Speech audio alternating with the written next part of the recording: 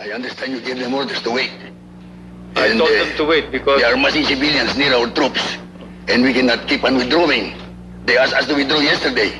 When I talked to Mr. Enrile, he said you talked to you, we withdraw a little. My order is to disperse We cannot the crowd withdraw all the time, Mr. President. without shooting them. No, hold on.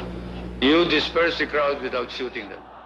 Magandang araw, mga kaibigan. Sa video na ito, tatalakayin natin ang buhay ng isa sa mga pinakamakapangyarihang general sa kasaysayan ng Pilipinas, si Fabian Ver. Kilala bilang isa sa mga pinakamatapat na tagasunod ni Pangulong Ferdinand Marcos, si Ver ay naging sentro ng mga kontrobersya lalo na noong panahon ng martial law. Alamin natin ang kanyang kwento mula sa kanyang pagkabata, pag-angat sa kapangyarihan at ang kanyang papel sa mga pinakamalaking isyu ng bansa. Dito sa Pinoy Wisdom.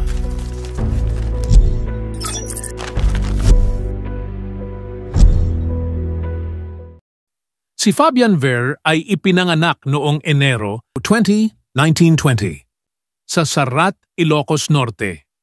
Mula sa simpleng pamilya, siya ay nagpakita ng kakaibang dedikasyon sa paglilingkod sa bayan sa murang edad pa lamang. Nag-aral siya sa Philippine Military Academy, kung saan siya ay nagpakadalubhasa sa larangan ng militar. Ang kanyang tagumpay sa akademya ay nagbigay daan sa kanya upang mapabilang sa mga piling kawal ng bansa. Sa kanyang paglago sa hanay ng militar, nakakuha ng pansin si Ver mula kay Pangulong Ferdinand Marcos. Sa ilalim ng administrasyon ni Marcos, umangat siya sa ranggong Chief of Staff ng Armed Forces of the Philippines. Siya ang naging kanang kamay ni Marcos at sa ilalim ng kanyang pamumuno, naging instrumento si Ver sa pagpapatupad ng mga utos ng diktador.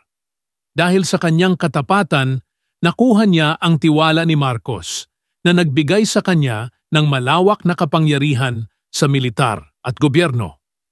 Ngunit kasama ng kapangyarihang ito ang mga kontrobersya.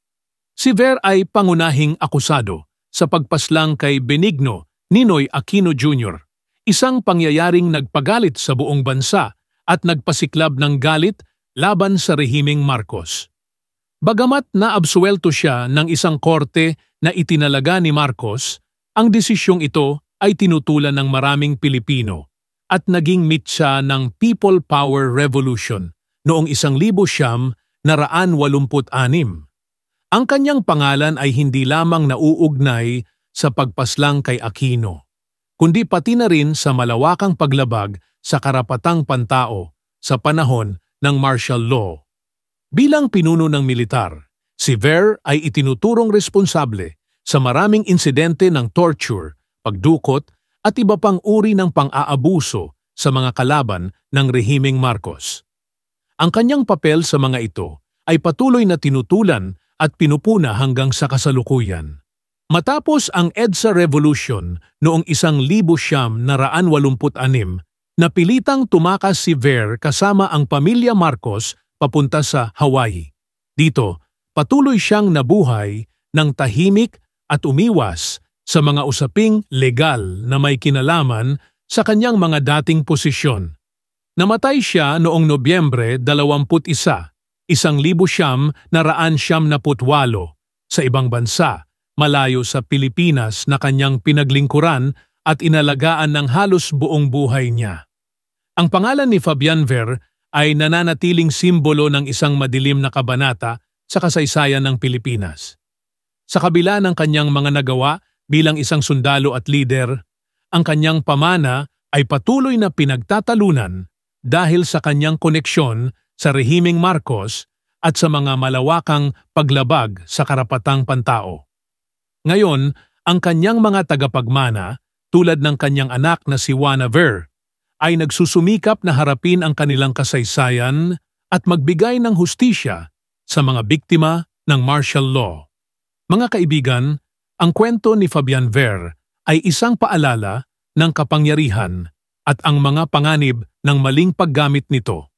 Huwag kalimutang mag-subscribe at pindutin ang notification bell para sa iba pang kwento ng mga makasaysayang tao sa ating kasaysayan. Hanggang sa muli, maraming salamat sa inyong panunood. Dito lang yan sa Pinoy Wisdom